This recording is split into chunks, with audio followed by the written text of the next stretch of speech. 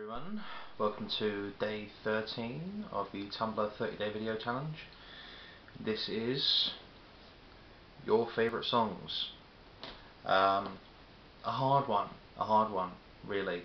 How do you pick among all the music that's out there? How do you pick the right one? Wait, there we go. How do you pick your favourite music? You look back through your collection and you decide which you feel are you wouldn't really think, okay, well, my best songs are the ones that I don't listen to that often. You don't think my best songs are the ones I listen to all the time. But then is it a case of you're only listening to the ones that are new? So it took me since I started this to really kind of think back about what ones were really my favourite songs and which ones I find myself singing along to all the time, ones that I took the time to learn the lyrics to, ones that really stir emotion in me. And I came up with a list of 5. If you ask me a month from now, I'll probably have a different list, but right now, in my mindset, these are, I think, my 5 favourite songs of, since I've been listening to music. And it's more of my adult choice. I think as a child I was listening to a lot of R&B, a lot of Motown, a lot of soul.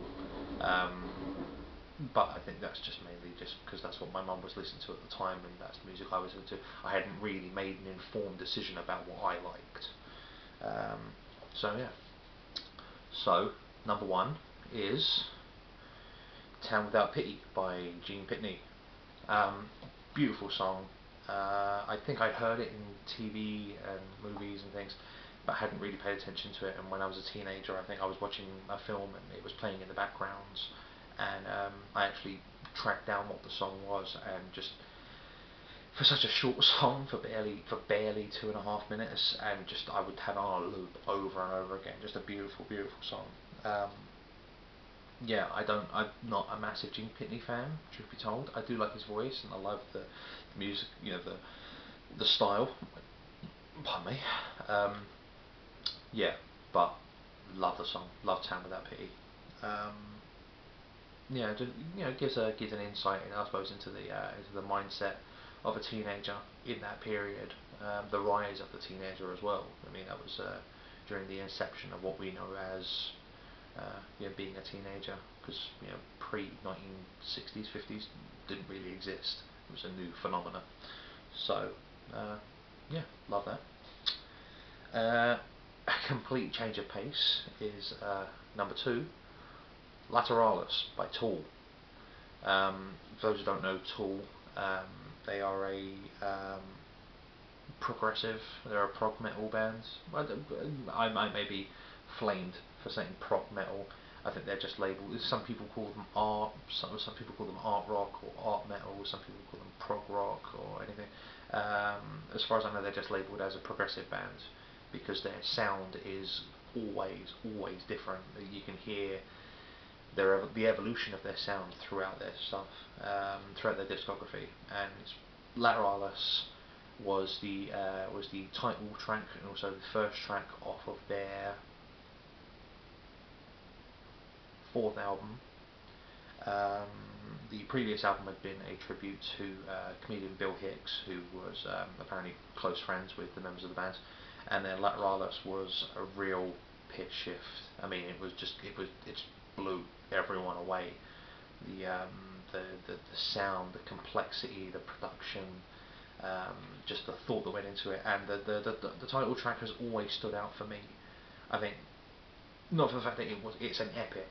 I think it's about 10 or 11 minutes long, which is about standard for anyone that's listened to Tool. That about 11 minutes is kind of the standard. That their albums are long, but you don't feel it. You don't feel the length. They're just amazing. Just kind of wall of sound. And I think one of the one thing I always remember about Lateralus is, for anybody that studies any kind of biology, or maybe anybody that watches too much Big Bang Theory, there is a thing in nature, a recurring theme in nature and in mathematics called Fibonacci numbers, a repeating sequence of numbers, increasing, which is like, you add the previous number. You start from 1, 1 is 2, 1 and 2 is 3, 2 and 3 is 5, and it carries on through. And it's a pattern that's found in nature, in shells and rings on trees and stuff. And the basis for the song Lateralus is Fibonacci numbers, which it was only being told that I went back and listened to it and went, oh my god, these guys are geniuses. Yeah, they're not for everybody. They're not for everybody. They can be very heavy, very dense, but I love them. I love them. Always will. Yeah. So that was number 2. Slight change of pace again is Umbra by Carnival. Australian bands. This is off their second album, Sound Awake. And I mean, second album, Sound Awake, was amazing. It was a complete change from the first one. The first one was very guitar driven.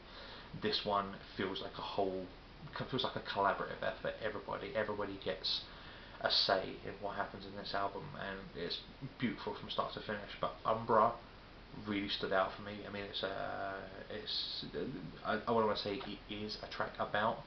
It can be interpreted as a track about depression and addiction.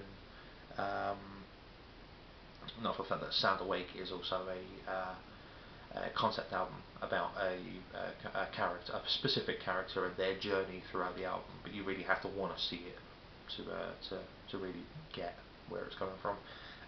But Umbra really blew me away. The musicianship, the tone, it has such thick, silken tones. It really does draw you in. It's not just a bunch of guys playing their instruments in unison and kind of hoping for the best. It feels like there's an entity behind it.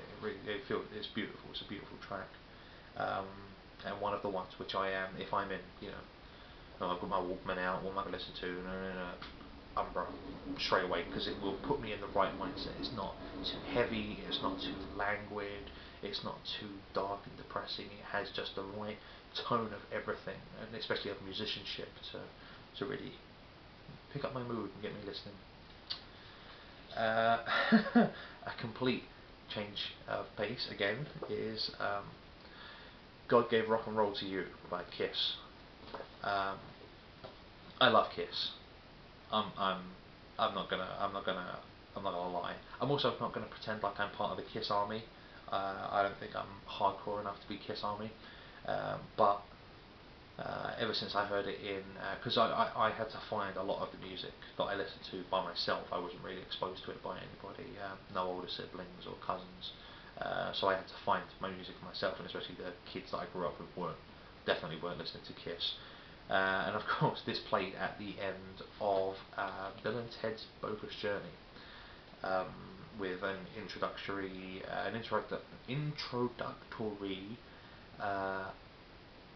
guitar solo by Steve Vai.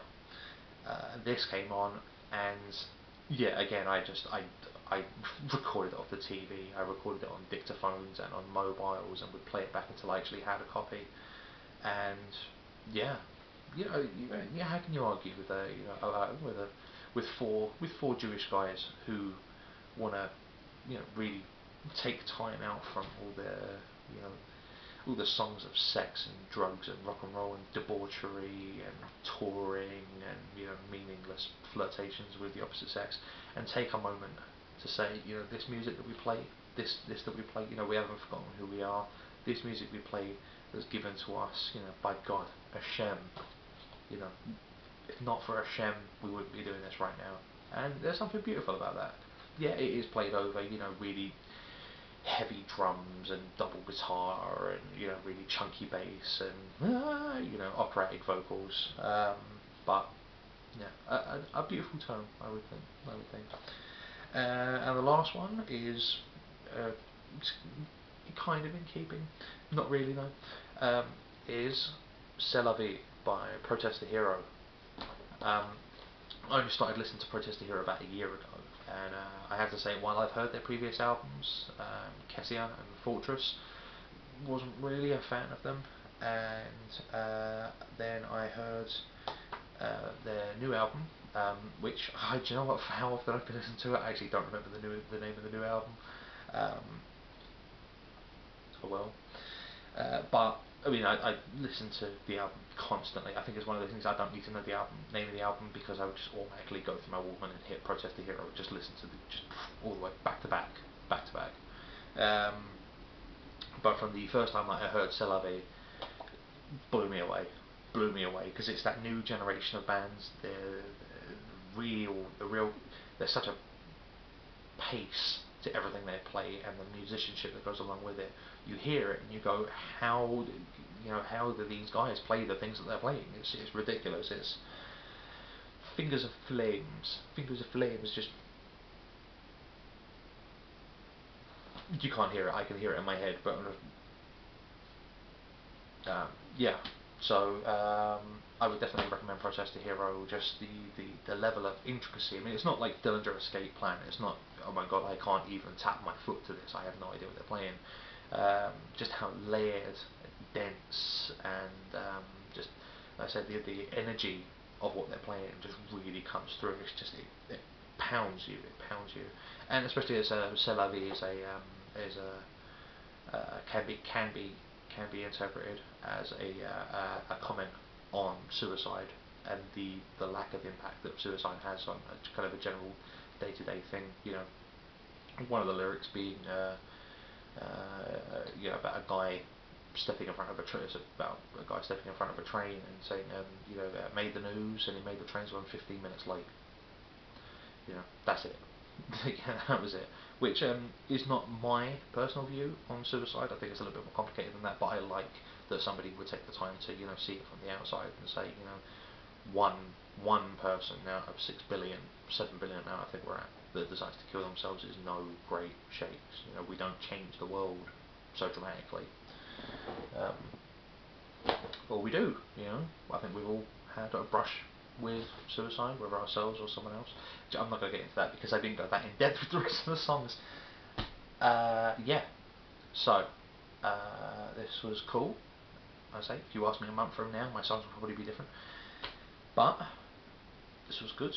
I don't know what the topic is for day 14. We're almost at the halfway mark. Yeah. So, sorry, my car's nearly fell off the bed. Right, so this was good, and I will see you tomorrow. I've got something saying this was good, this was cool, this was some other platitude. Anyway, I will see you guys tomorrow for day 14, and I don't know what the topic is, but I'm looking forward to it, and I'm going to reach over while I'm talking to the button. And I didn't say reach around, that would be weird if I said reach around.